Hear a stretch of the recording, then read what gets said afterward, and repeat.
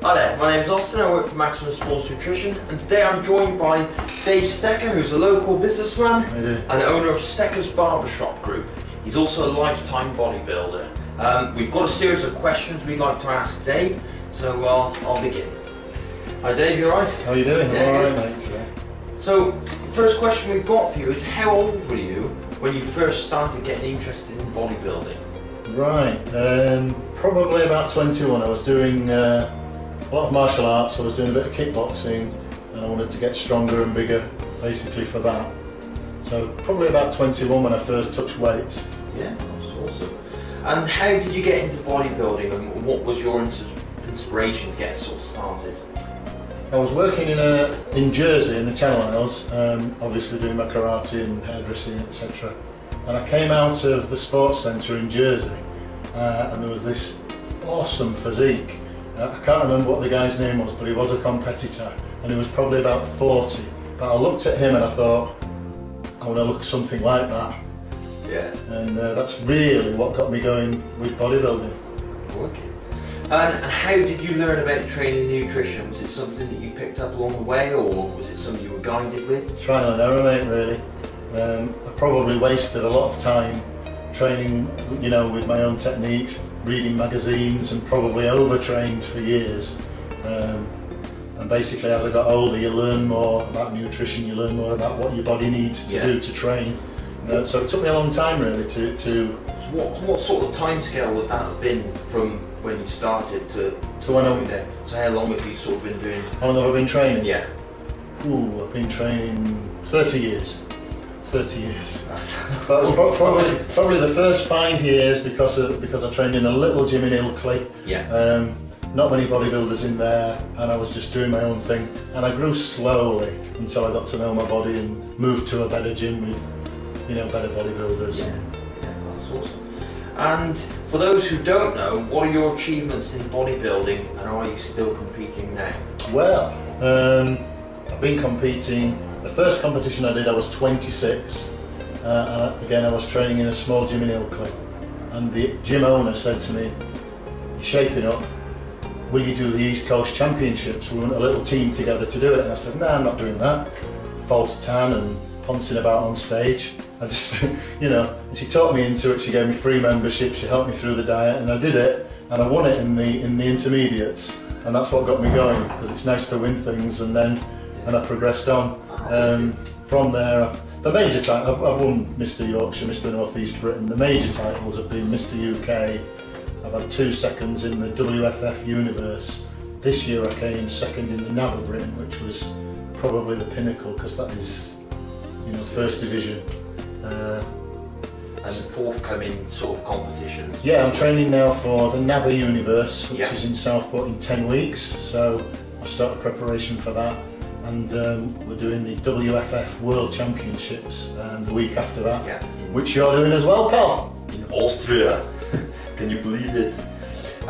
So how have you managed to sort of juggle your business commitments and family life with bodybuilding and training? Has it been sort of... It can be done. I mean, a lot of people make excuses, they haven't got time.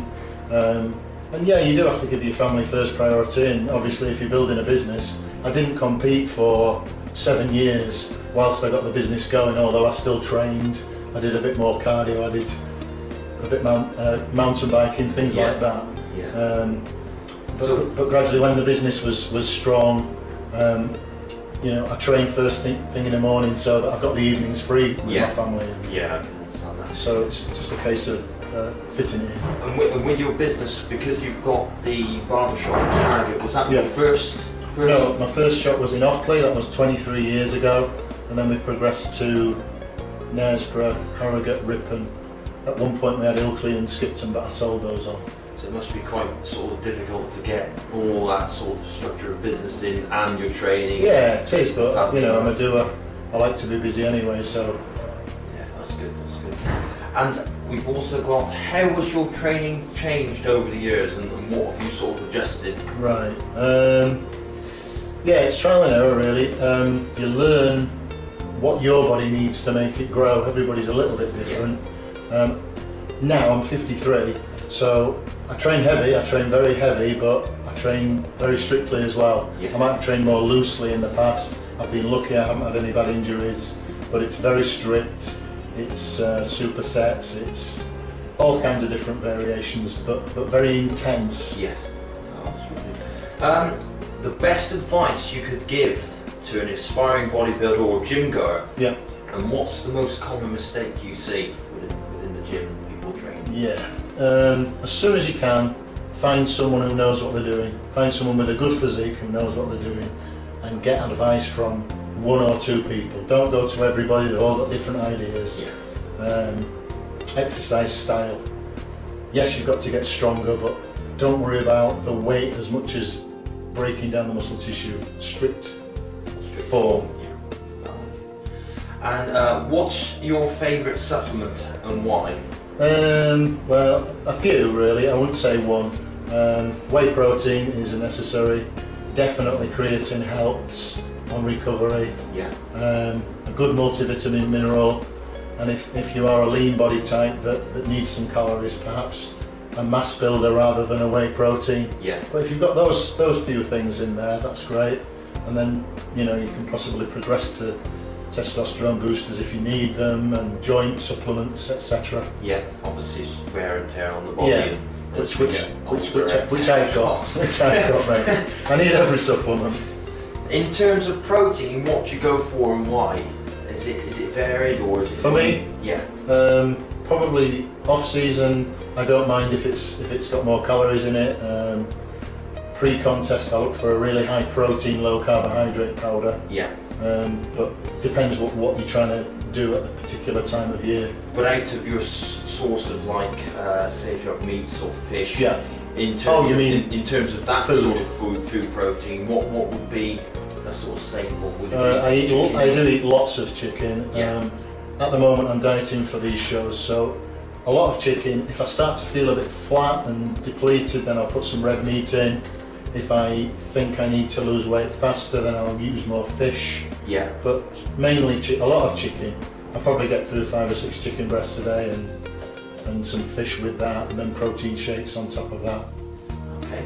And finally, the last question we've got is, if you have one tip for any aspiring bodybuilder, what's the one most important thing you would pass on to them? An aspiring bodybuilder, not just a fitness. Someone who wants to really improve the physique. Yeah. What are your general? Find the right gym. Find the right gym with the right people. For the style of training. Exactly. You need to be training where people are also training hard. Yeah.